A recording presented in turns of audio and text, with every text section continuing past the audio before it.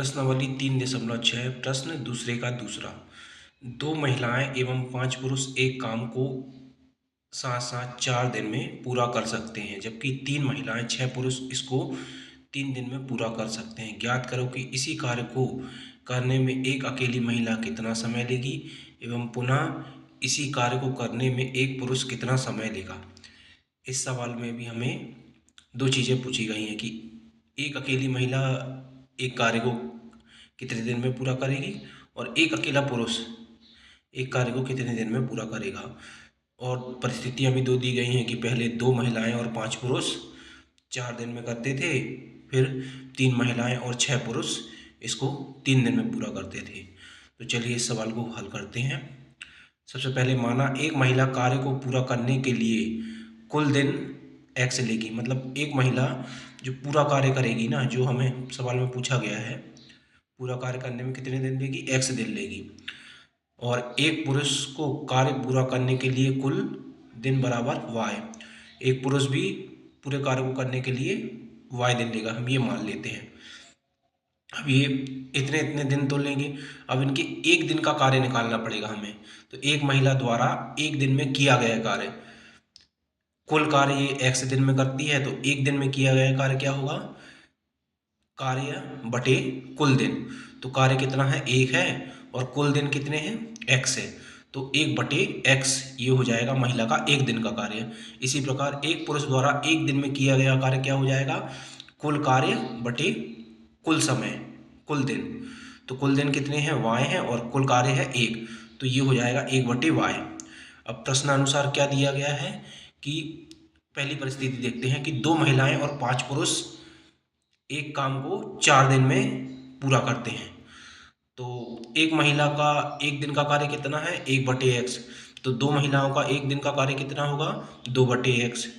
एक पुरुष का एक दिन का कार्य कितना है, 1 बटे y, तो 5 पुरुष का एक दिन का कार्य कितना होगा, 5 बटे y। और ये 4 दिन में एक काम को पूरा करते हैं। टोटल काम तो पूरा काम तो एक ही है ना, उसको ये एक एक दिन में इनका इतना इतना कार्य करते हैं, इसको जोड़ देंगे और इसको अगर 4 से गुणा कर देंगे, क्योंकि 4 दिन में ये कंप्लीट करते हैं, तो ये पूरा एक कार्य हो जाएगा। अब चलिए इसको सरल कर लेते हैं। 4 का गुणा जब 2 में होगा तो 4 दूनी 8 बटे x, 4 का गुणा जब 5 में होगा तो 4 पंजे 20 y बराबर 1 हो जाएगा। ये इस प्रकार हमारा ये पहला समीकरण बन गया। अब फिर दूसरी परिस्थिति जो हमें दी गई है कि 3 महिलाएं और 6 पुरुष इसको 3 दिन में पूरा करते हैं। तो एक महिला का एक दिन का कार्य है 1 बटे x, और 3 महिलाओं का हो जाएगा 3 बटे x, धन एक पुरुष का एक दिन का कार्य है 1 बटे y, तो 6 पुरुष का एक दिन का कार्य हो जाएगा 6 बटे y। अब एक दिन में ये जो जितना एक महिला और पुरुष मिलकर काम करते हैं उसको जोड़ देंगे, और उसको अगर 3 से गुणा करेंगे, मतलब 3 दिन में वो पूरा कार्य कर रहे हैं, तो 3 से गुणा करने पे वो कार्य पूरा हो जाएगा बराबर 1। चलिए इसको सरल कर लेते हैं। 3 का गुणा आप इसमें 3 में करेंगे तो 3 तिरका 9x हो जाएगा, धन 6 का गुणा 3 में होगा तो 6 तिया 18 y हो जाएगा। और ये हमारा दूसरा समीकरण बन गया। अब इन दोनों समीकरणों से हमें x और y के मान निकालने के लिए इन समीकरणों को घटाना या जोड़ना पड़ेगा, लेकिन अभी इन समीकरणों को घटाना और जोड़ने से इसमें कोई एक चीज़ कैंसिल होनी चाहिए, लेकिन वो हो नहीं पा रही है, क्योंकि यहाँ 8 बटे x है और यहाँ 9 बटे x है, यहाँ 20 बटे y है या 18 बटे y है। तो इन दोनों में से किसी ना किसी एक को बराबर करना पड़ेगा। तो उसके लिए क्या करेंगे, हम समीकरण 1 में 9 का गुणा करेंगे। क्यों, समीकरण 1 में 9 का गुणा करेंगे और समीकरण 2 में 8 का गुणा कर लेंगे, तो ये x और x दोनों बराबर हो जाएंगे। तो समीकरण 1 में 9 का गुणा करने पे तो 9 गुणित 8x धन 20y बराबर 9 गुणित 1, तो 9 का गुणा 8 में होगा तो 9 8 72, 72 बटे x धन 20 गुणित 9 180 बटे y बराबर 9। ये तीसरा समीकरण हमारा बन गया। अब समीकरण 2 में 8 का गुणा करेंगे, क्योंकि इसको बराबर करना है ना x को, तो 8 गुणित कोष्टक में 9 बटे x धन 18y बराबर 1। 8 का गुणा 9 में होगा तो 9 8 72x धन 18 को गुणा 8 में होगा तो 144 वाई बराबर 8। ये हमारा चौथा समीकरण बन गया। अब क्या करेंगे, समीकरण 3 में से 4 को घटा देंगे। 3 में से ही 4 को क्यों घटाएंगे, क्योंकि यहाँ पे ये बड़ी संख्या है, इससे छोटी संख्या घटाएंगे तो थोड़ा आसानी होगी। तो समीकरण 3 लिखो, 72/x धन 180/y बराबर 9। और समीकरण 4 है 72x धन 144/y बराबर 8। अब घटाना है तो इसमें ऋण का गुणा होगा, तो ये ऋण हो जाएगा, ये और ये धन है तो ये भी ऋण हो जाएगा और ये भी ऋण हो जाएगा। तो 72/x ये धनात्मक है, यहाँ ये 72/x ऋणात्मक है, दोनों कट जाएंगे। यहाँ पे 180/y ये धनात्मक है और यहाँ ऋण 144/y है, तो इसमें से ये घट जाएगा। तो 180 में से 144 ये घटाएंगे हम बराबर 1। अब क्योंकि यहाँ पर हर समान है तो इनका लघुत्तम समान ही रहेगा और हम ऊपर अंश अंश को घटा सकते हैं। अगर हर समान नहीं होते तो फिर हमें लघुत्तम लेके और फिर गुणा करके वो प्रोसेस करना पड़ता, लेकिन यहाँ आसानी ये है कि हर समान है, तो ये y समान है तो सीधा अंश अंश घट जाएंगे। 180 में से 44 जाएगा तो 36 बचेगा, तो 36/y बराबर 1। तो अब इसका पक्षांतर कर देंगे, तो y यहाँ भाग में है, इस साइड जाएगा तो गुणे में हो जाएगा, तो 36 बराबर y। इस प्रकार y बराबर 36 समय हमने मान निकाल लिया। y का मान निकल गया, तो अब x का मान निकालेंगे। तो इसके लिए क्या करेंगे, समीकरण 1 में y का मान रखेंगे। समीकरण 1 हमारा कौन सा था, 8x धन 20y बराबर 1। तो चलिए इसमें मान रखते हैं, 8/x धन 20y था, तो y की जगह हमने 36 रख दिया बराबर 1।